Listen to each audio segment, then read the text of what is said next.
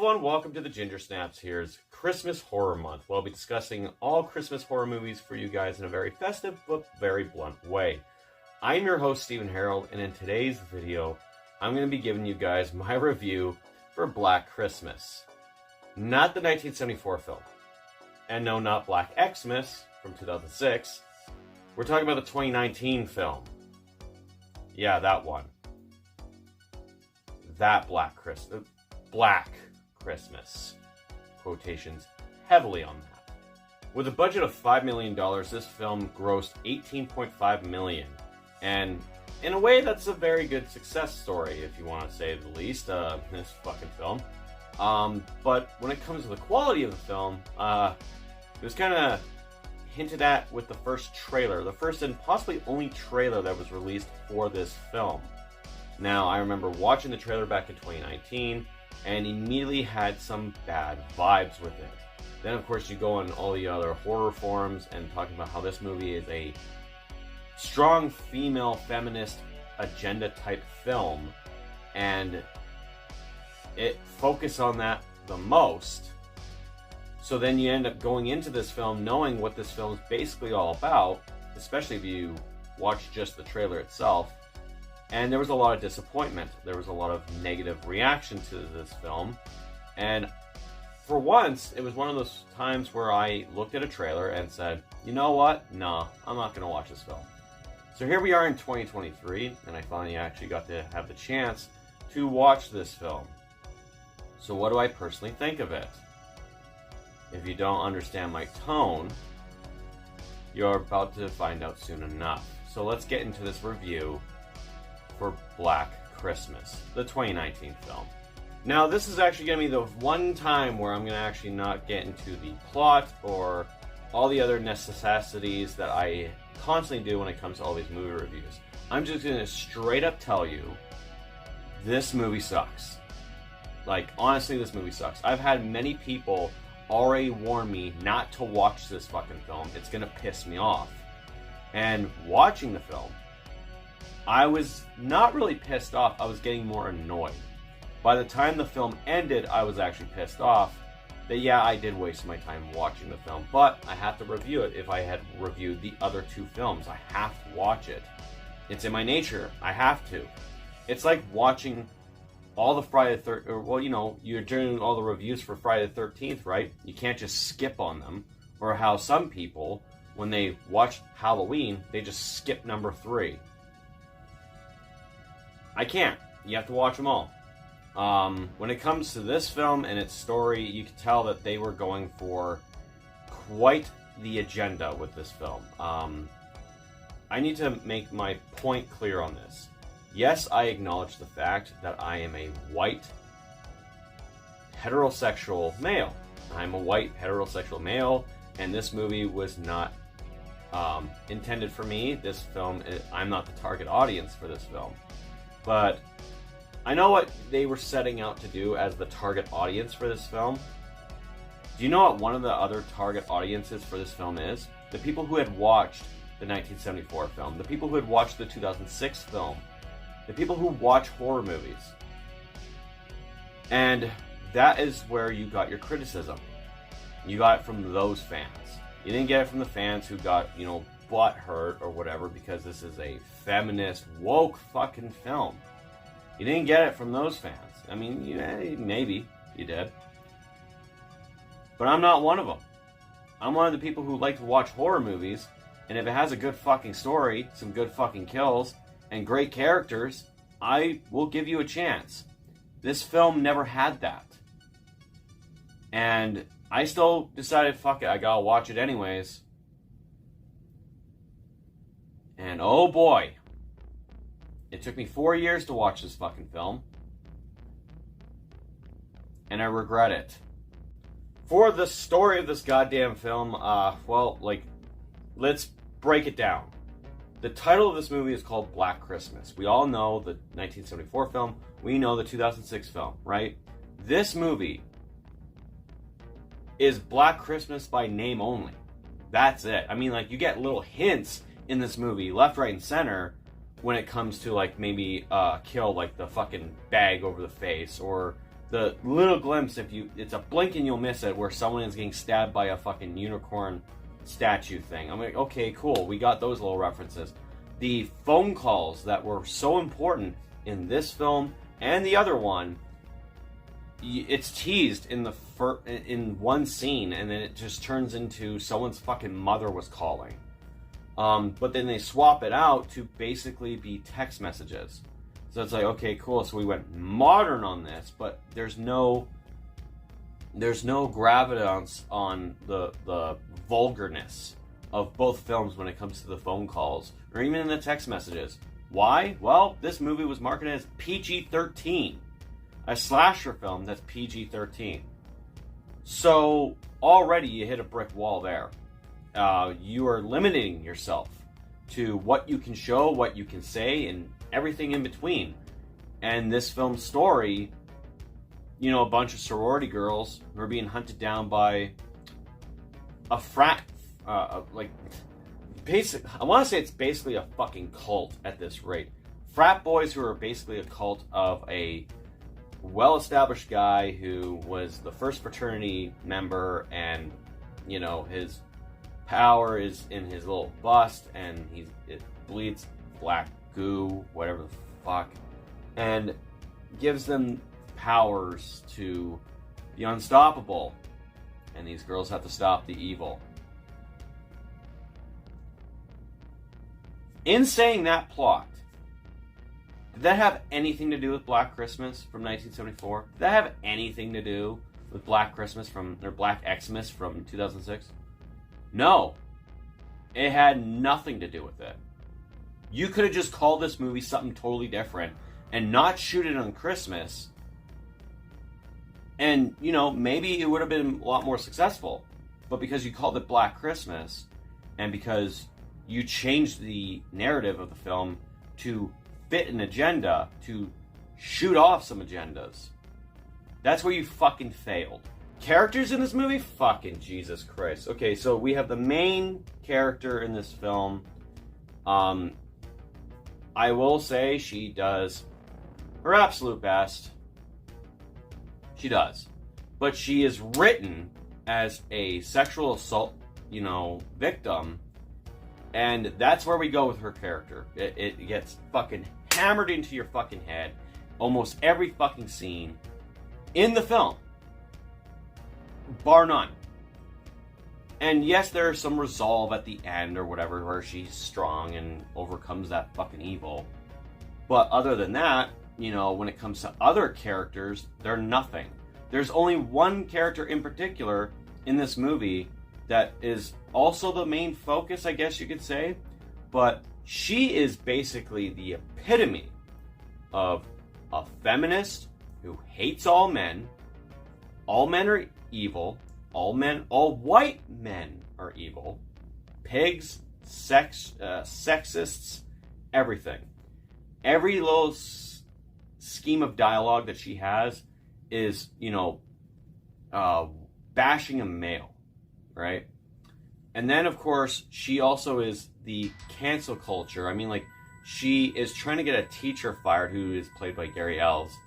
And, by the way, I mean, what the fuck were you doing in this movie, Gary? Huh? What the fuck were you doing? I mean, you were in Saw, cool. You were in Princess Bride, cool. But, I mean, I get it. You want a paycheck, but fuck, this movie wasn't worth it.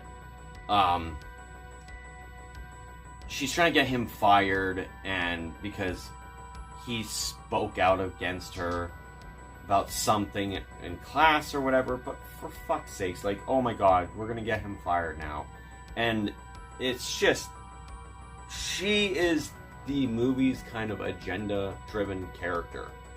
And she happens to be one of the most annoying.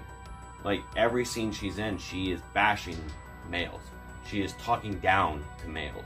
She even talks down her own fucking friends who don't support her. And she is just fucking unbearable.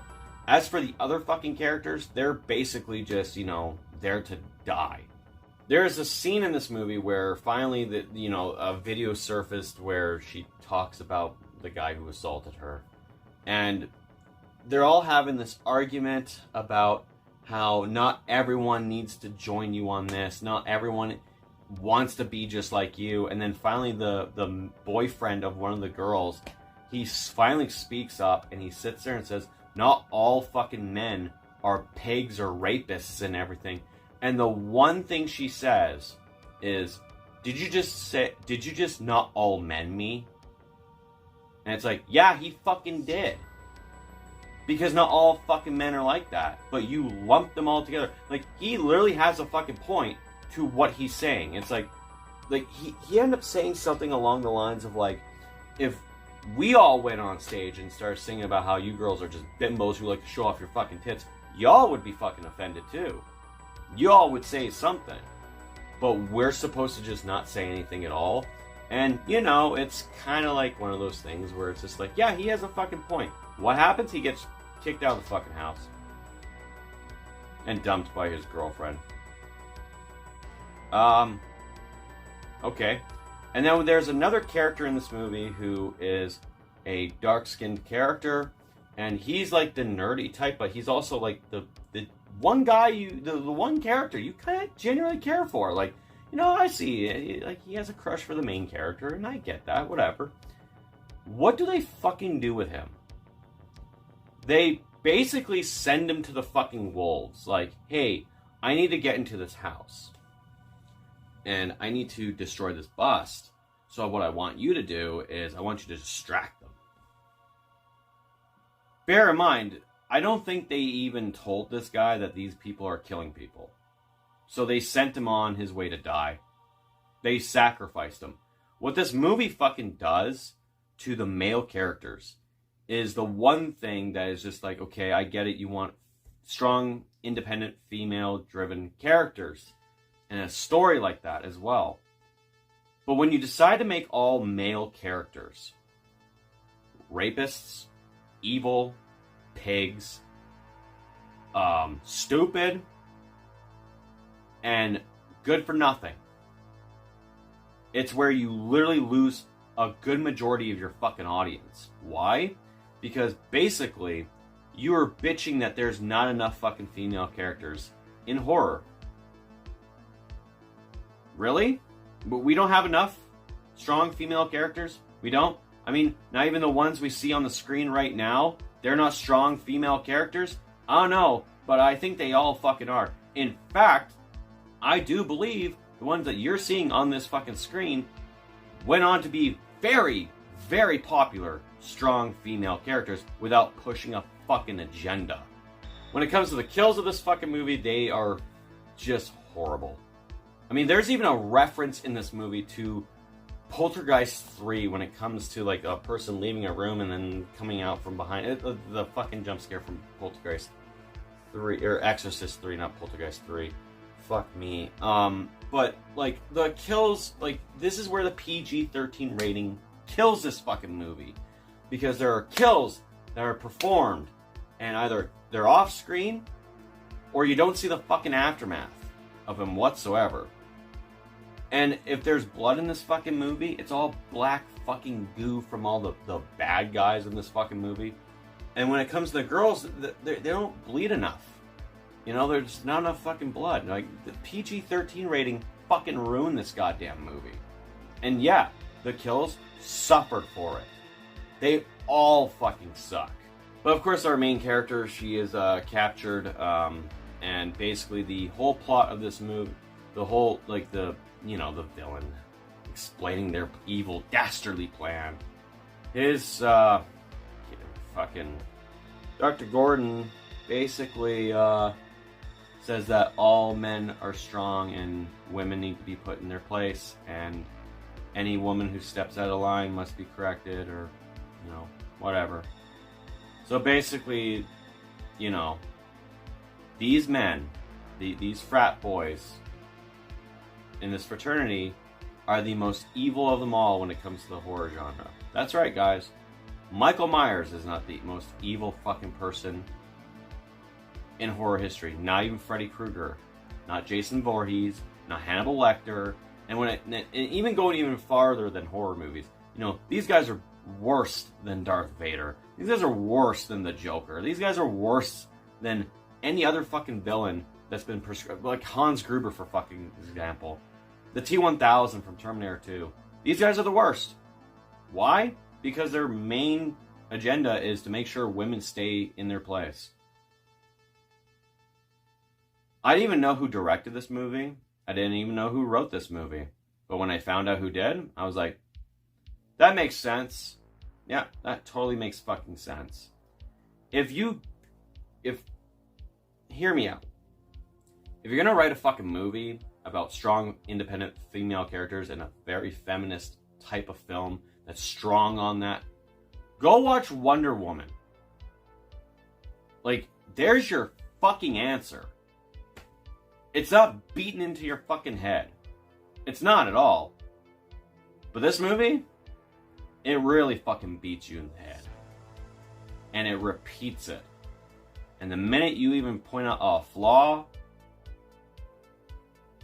it just gives you another one. Bottom line, when it comes to this film, it's honestly one of the films that, like I said, after watching the trailer, I was like not even interested in this fucking film. I didn't even want to watch this fucking film. Watching even spoiler-free reviews, a lot of the negativity coming from this film.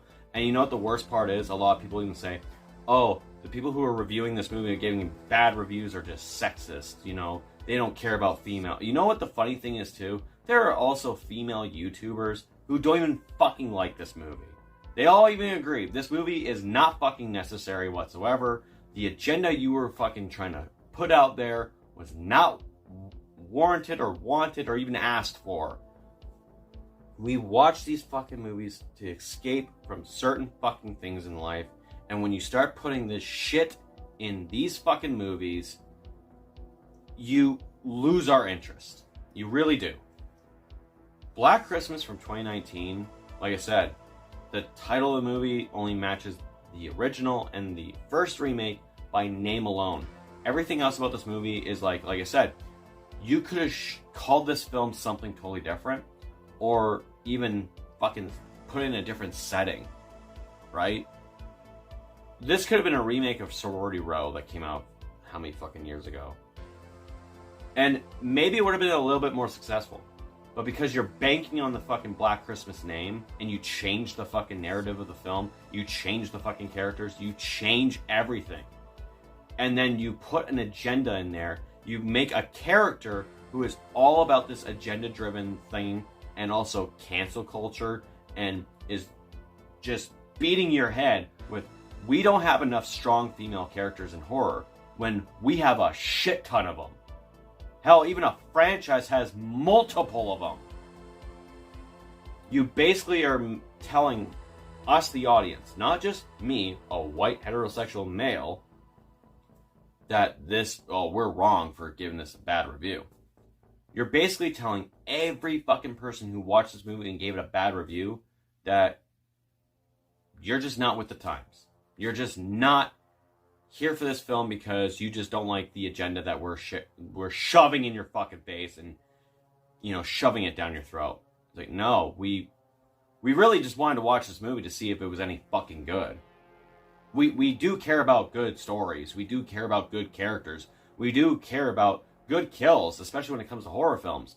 And when you came and deliver good characters, you came and deliver a great fucking story, and you don't have good fucking kills, your movie fails immediately.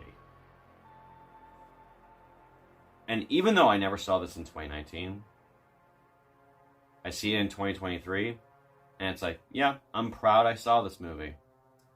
Because this is definitely one of those movies that I will gladly never watch again. Anyways, guys, for my rating, I'm going to give Black Christmas from 2019 a 0 out of 10. So what did you guys think of this fucking dumpster fire of a film? Let me know in the comments down below. If you like this video, make sure you also hit the thumbs up and subscribe for more content. And don't forget to hit that bell notification so you can get notified about all the other videos coming out on this channel. Anyways, guys, that's it for me. This has been the Ginger Snap Series Christmas Horror Month. I'm your host, Steven Harrold. I will talk to you guys later. And also remember, 'tis the season to be spooky. And just stay the fuck away from this goddamn film.